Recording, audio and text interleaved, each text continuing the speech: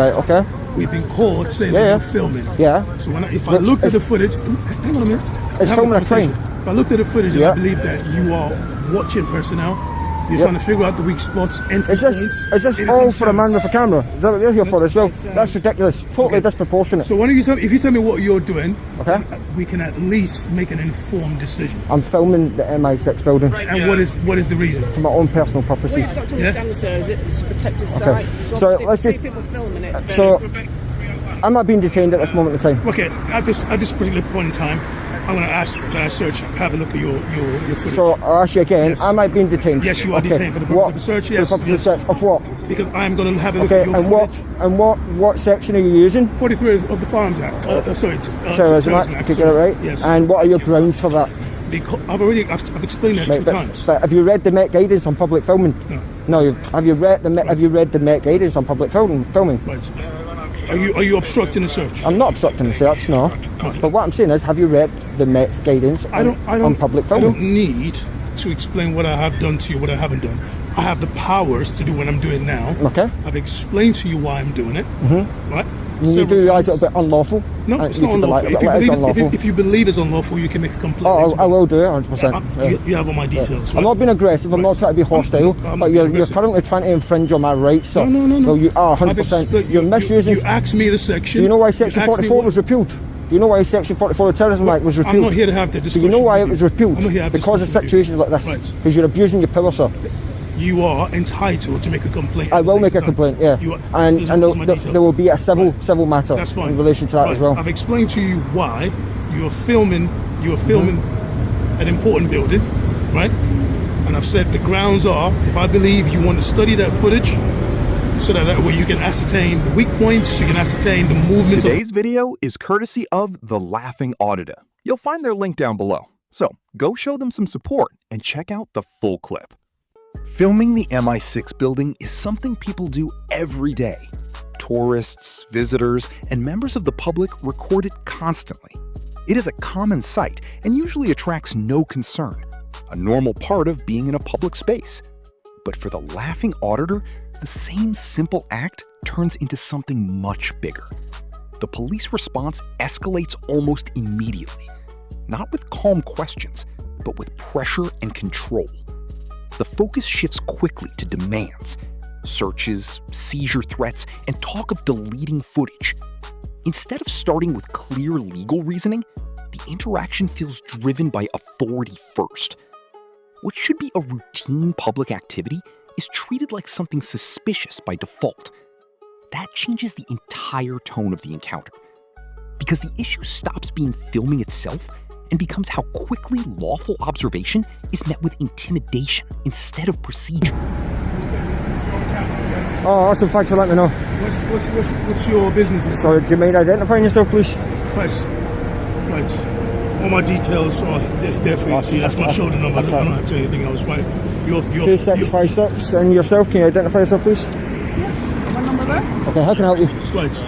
What is your purpose for being here now? Pardon? What is your purpose for being here now? I don't answer personal questions. Okay. Do you realise what building this is? Yes. Right, and you're filming? Yes. Why? I'm going to ask you why that is. I don't answer personal questions. You don't answer personal questions? No, is that a crime for me to film on public pavement? Well, considering... Sorry, it's a yes or no answer. Is it? Potentially. Potentially. So what crime do you suspect me of committing? Okay. It all depends on what you want to use the footage for. Really? Right, so let me explain to you. So if this is a reconnaissance for a planned entry later on, or to identify the movements of the personnel working here, to identify when the security are at one particular location and when they are at another location, if this is to figure out ways in which you can access the building, then it's obviously potentially criminal. You're talking dribble, man. Pardon? You're talking dribble, talking nonsense. Explain why it's nonsense. How do you know what I'm doing? No, you don't know. Say I know what you're doing. I didn't. Hang on a minute. I didn't say I know. No. You said. So if you suspect me of doing that, yes. What grounds do you have to suspect me of doing that? Right. So under the Terrorism Act, I have a right to check that phone for the footage. Right. Okay. And if I believe it contains any terrorist evidence, I can actually seize that phone. Okay. I can do that. So what part of the Terrorism Act are you going to use?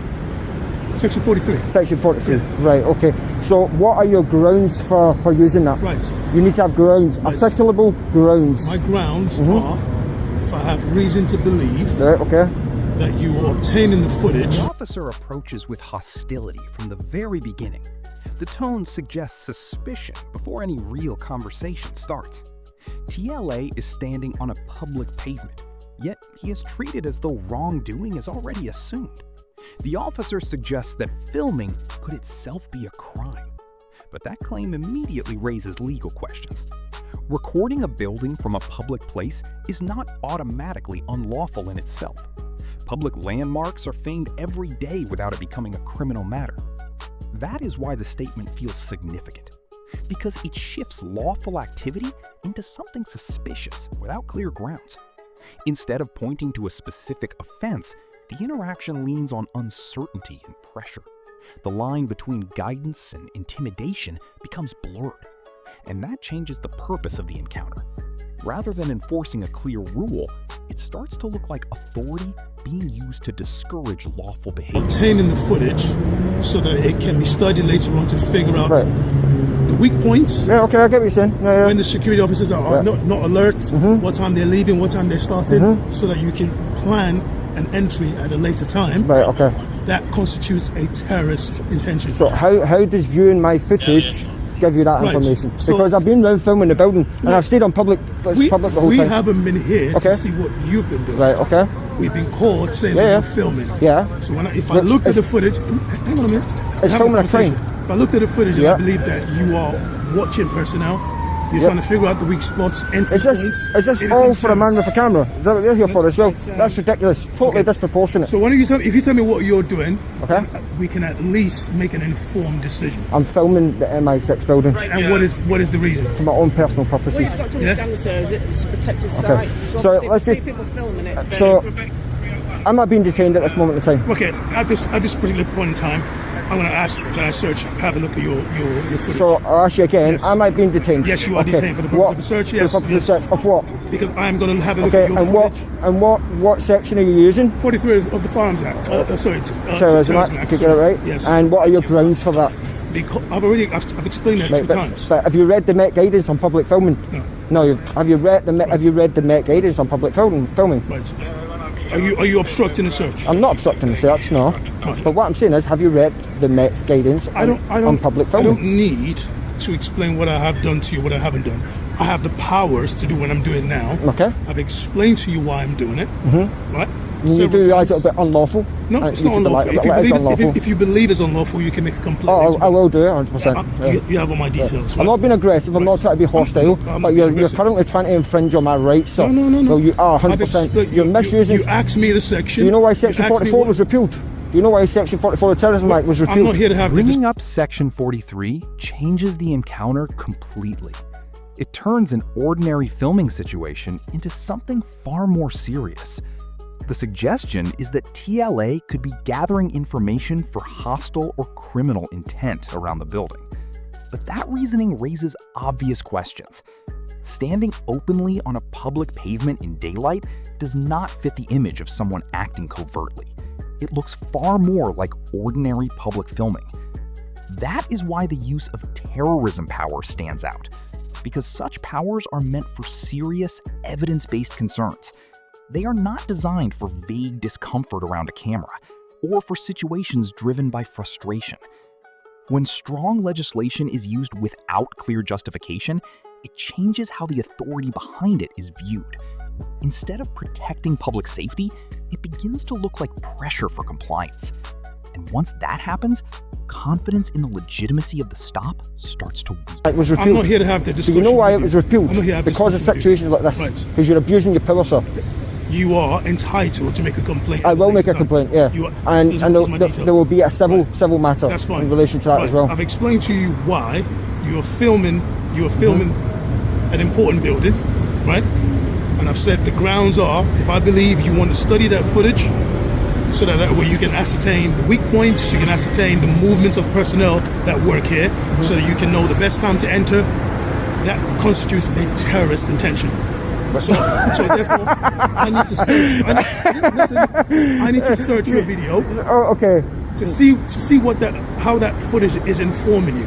If I believe it's this just is crazy of the area, this is insane. If I believe you're watching personnel, you're trying. So what I did do is I stood there because I seen someone was wanting to come out, and I thought they're stopping the lady coming out, so I stood there, but no one came out while I was here the whole time. But I don't know what's in that footage. Right? Okay. I don't know. Yeah. So you're going to abuse your powers to find out. No. You are 100%. It gives me the powers to look at it. Yeah, but you're abusing it. There's no grounds, but because I'm filming. Right. Okay. Because I'm filming in public. First of all, let's get some details. I'm not giving you my details. Under Section 43 of the Terrorism Act, I'm not obliged to give you my details, sir. Okay. You understand that? So you won't find any ID on me. You don't have any ID? No. Okay. All right. Well, I'm detaining you under the Terrorism Act. So I'm going to search you. Take your hands out of your pockets. Let me see your hands. Keep them where I can see it. Just hand over your gun. 1 second. I just want to pause this. 1 second, so that you can view it. Yeah, okay. Pause it. It's still recording. Huh? You need a court order to delete any footage. Do you understand that? No, I'm not deleting. Okay. Through the video, it helped me make an informed decision based on the content. But no, because the content was quite intrusive, that's why I had to make that decision. Can I just tell you something, right? You've used Section 43 of the Terrorism Act. Yeah. You need to have reasonable grounds to enforce that. A man with a camera, it's clear on the Met's website, is not grounds to stop someone under Section 43 Terrorism Act. No. So you've made yourself liable. So, like I said, detaining TLA under Section 43 raises serious concerns. That power is intended for situations involving genuine terrorism-related suspicion. It requires a clear and reasonable basis that someone may be involved in terrorist activity. Ordinary recording of a building does not, on its own, meet that threshold. The issue becomes more about how the power is being applied, rather than whether the legal standard is actually satisfied.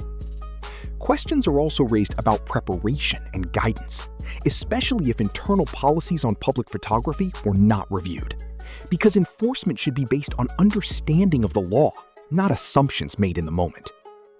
When obstruction is then raised, it shifts the focus of the interaction.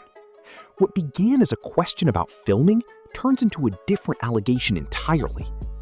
That change can make the situation harder to assess clearly, and it highlights the importance of keeping legal reasoning consistent. So, like I said, the grounds were the fact that you were filming is sensitive, a protected site. That's not a crime. People film Buckingham Palace. What about dash cams going past here?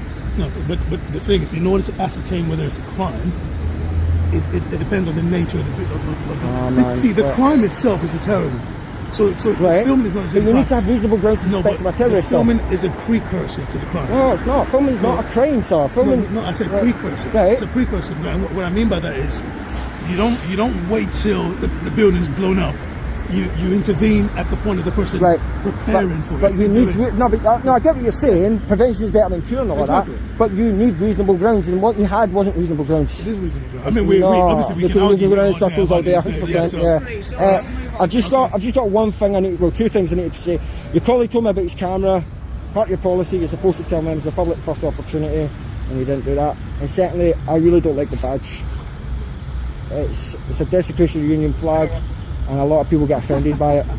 Do you understand? Yeah, no worries. So, alright guys. Okay, take care. See you later. Obviously, if we get another call that you hear, the same thing's going to happen again. And it will just be in a cycle, isn't it? So, we'll see what happens. My advice is please move on. Yeah, I'll move on. I'm going to stay on public because filming for public. You're allowed. And I can point it at the building. Okay, see. But I can because you know I'm not here for terrorist purposes. I don't know that. I've taken the video off you, which would have helped you do that. But once you start looking into, right, I'm not going to do that. Yeah. Okay, but I am going to film the building from public from here. But I'm not going to go up there again. If one of them call us again, and because they believe that you're filming intrusively, we'll be back and do the same thing again. But if I'm in public, then that won't matter. But if you're filming intrusively, what's defined intrusively? If you're filming into a private ground, because this is public, right? But you that's private ground. Okay. Now so it's one thing just doing, I'm taking landscape pictures. When you start looking into, but listen to what I'm saying. That's what I'm saying, right? If you lived on a street where people, the claim being made here escalates the situation significantly. The suggestion of terrorist intention is a serious threshold in law. At that level, officers are expected to rely on clear, objective grounds, not assumptions formed in the moment of frustration. When the officer dismisses questions about official guidance, it raises concerns about how the decision-making process is being applied. Because policing powers are not meant to operate on personal interpretation. They must follow established legal standards. Detention powers, especially in sensitive contexts, require a defined basis before they are used. Reasonable suspicion is supposed to exist prior to any detention. It cannot be created after the fact to justify it. Speculative scenarios or what-if reasoning are not substitutes for actual evidence. The concern here is the shift from evidence-led assessment towards assumption-led justification.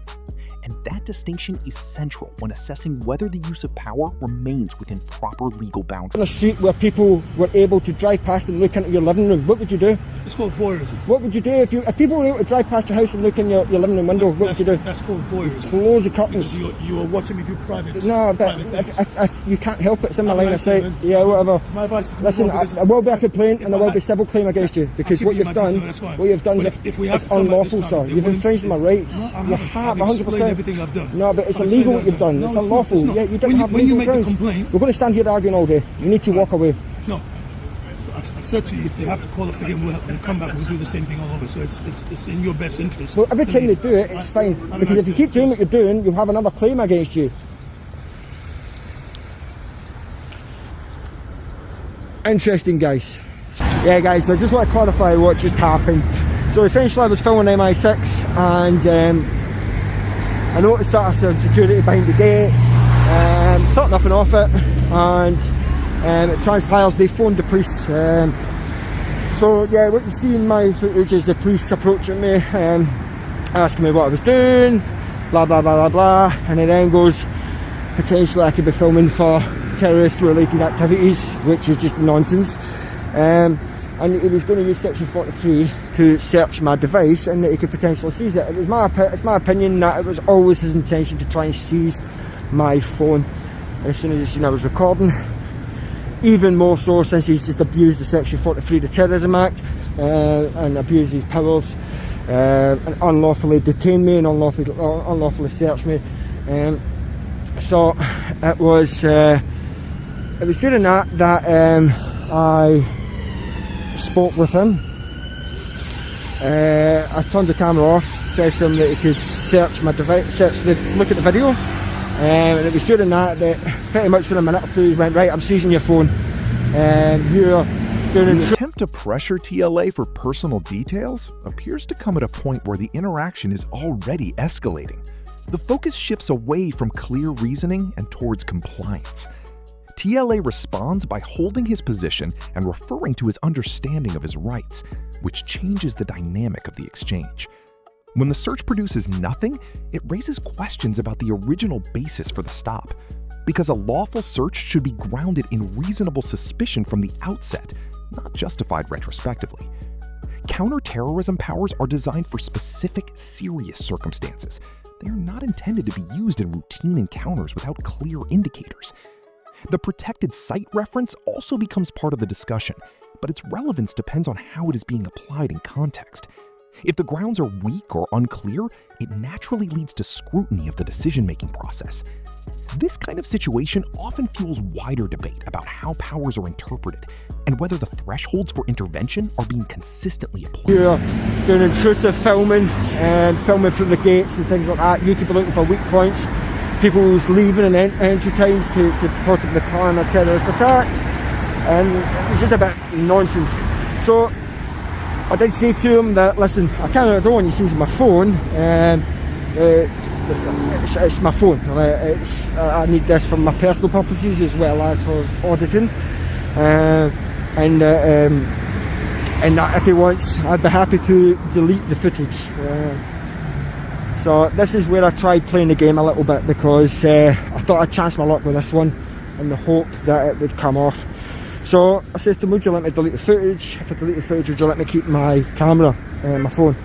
And he said, oh, I'm not too sure. So he was busy filling out his little slip with the card number, whatever else. And I was sort of conversing with his colleague. Again, very civil conversation, nothing too aggro about it. And I says, like, if I delete it, will I keep it? She went, yeah, it's down to him really. So I says to him, and he says, right, if you delete it. So I showed him me deleting, inverted commas, the footage, and he says, do you want to move it to recycle bin? I went, yes, and away it went. And he had quite a good look around my files and my folders to see that it definitely wasn't there. But the one place he failed to look was the place that the screen told him where it was getting moved to, the recycle bin. So it isn't deleted, guys. I still have it. You've probably seen it by now. He's an idiot. He's going to have a civil claim. He's going to have a complaint for abusing his powers. And he's a disgrace to the uniform. Him and his colleagues wearing their gang badge. So I am going to request the body worn footage. If I get that, I will certainly make it available to you guys, just to see, so you guys can see what happened when the camera was turned off. And yeah, I'm done here for today.